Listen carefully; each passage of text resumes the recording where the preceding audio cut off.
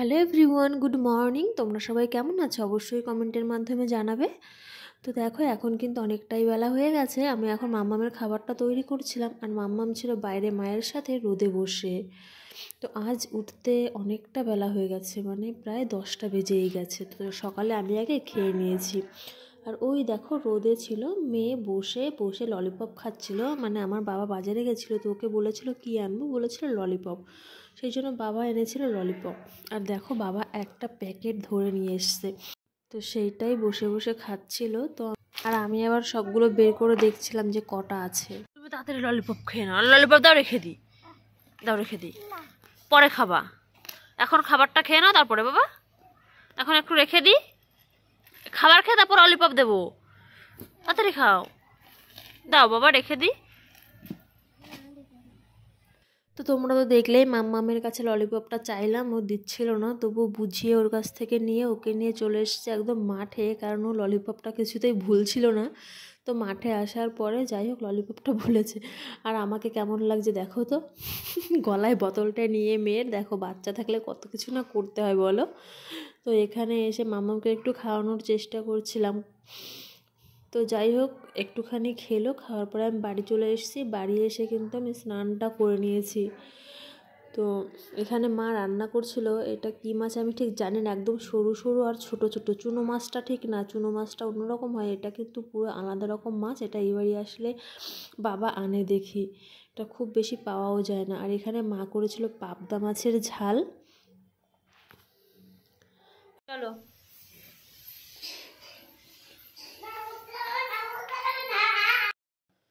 আর এখানে দেখো মাম্মাম একটুও সুস্থ থাকে না, মানে এদিক ওদিক দৌড়ায় শুধু, আর একদম ঠান্ডার মধ্যে খালি পায়ে শুধু হেঁটে বেড়াচ্ছে। এমনিতেই তো ঠান্ডা লেগেছে, সারা বছরই মানে ঠান্ডা লেগেই রয়েছে, কমছেই না কিছুতেই। তো দেখো জোর করে ধরে আনলাম।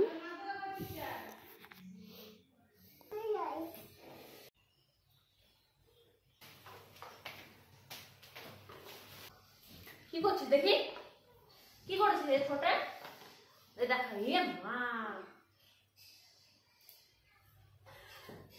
হ্যাঁ দেখাবো, দেখ দেখ কি করেছিস, দেখা দেখা সবাই দেখবে, দেখ।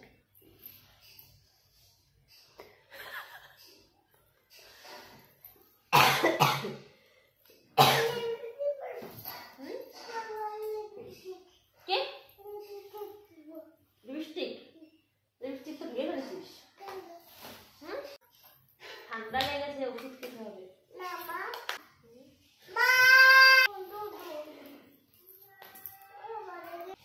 এখন কিন্তু দুপুরবেলা, তবুও না অনেকটাই শীত, সেই জন্য মাম্মামকে দুপুরবেলায় আমি কিন্তু সোয়েটার পরিয়ে দিয়েছি। আর যেহেতু ভীষণ হাওয়া হচ্ছিল, সেই জন্য মাথায় রুমালটা বেঁধে দিচ্ছিলাম।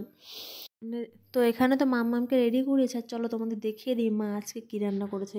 এটা তোমাদের যে ছোট মাছ দেখালাম, ওই মাছটা দিয়ে টমেটো দিয়ে ঝাল ছিল, একটা ছিল কুমড়ো আলু দিয়ে মাম্মামের জন্য তরকারি মাছ দিয়ে, আর ছিল আমাদের জন্য পাবদা মাছের ঝাল। আর কড়াইতে কিছু একটা ভাজছিল, সঠিক জানি না এটা কী ছিল। আর মায়ের রান্না প্রায় হয়েই গেছে, একটু পরেই আমরা খেতে বসবো।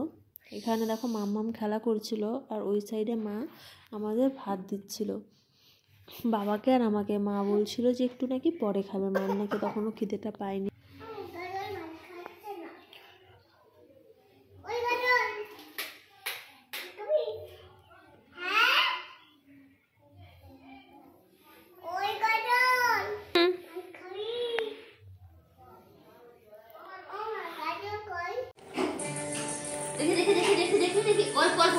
ওই দেখো সূর্য, দেখো এখন দেখা যাচ্ছে, দেখো সূর্য দেখা যাচ্ছে, এই সূর্য। খাও মাম্মা, মাম্মা খাও।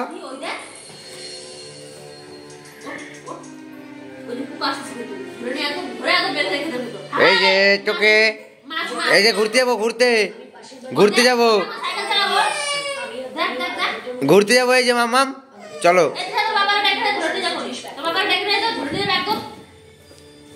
এই তো তো মাম্মামকে খাওয়ানোর পরে মা আর বাবা দেখলাম মাম্মামকে নিয়ে একটু রাস্তার দিকে গেল, আর আমি একটু ওপরের দিকে যাচ্ছিলাম, কারণ ও থাকলে বাবা যেতে দেয় না আমাদের, মানে আমাকে, আমি গেলে ও যেতে চায়, সেই জন্য। তো এখন নেই বলেই আমি আসলাম, কারণ ও একবার দেখলেই না বারবার উঠে যাবে, যেহেতু খোলা ছাদ, সেই জন্য মানে বাবা ভয় পায়। তো তো ওই দেখো মাম্মা মায়ের সঙ্গে ঘুরে বেড়াচ্ছে রাস্তা দিয়ে। একটু অন্ধকার অন্ধকার হয়ে গেছে, তো এখন আসতে বলে মা আমাকে বলছে তুই নিচে নেমে চলে আয়। তো ও ঘরে আস্তে আস্তে আমিও নিচের দিকে চলে যাব, চলো নিচে যাই। তো আমি একটু তাড়াতাড়ি নামছিলাম, কারণ ও মাম্মা আসার আগে আমাকে নামতে হবে, ও দেখলে পরে অসুবিধা। তো এই দেখো চলে এসছে, দেখো আমি নামতে নামতে ও চলে এসছে। তো দেখো ঘরে এসেই টিকটিকি দেখেছে, টিকটিকি দেখেই চিৎকার করা শুরু করে দিয়েছে। মাকে বলছে কি ঝাঁটা নিয়ে আসো, ঝাঁটা নিয়ে আসো, মারবো। ভয় পায় এদিকে, মানে মারতেও চায়। দেখো দৌড়ে মায়ের কাছে চলে চলে।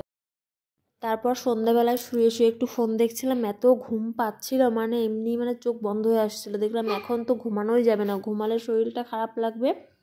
আর ঘুম কাটানোর ওষুধ এই মুহূর্তে একমাত্র চা আছে।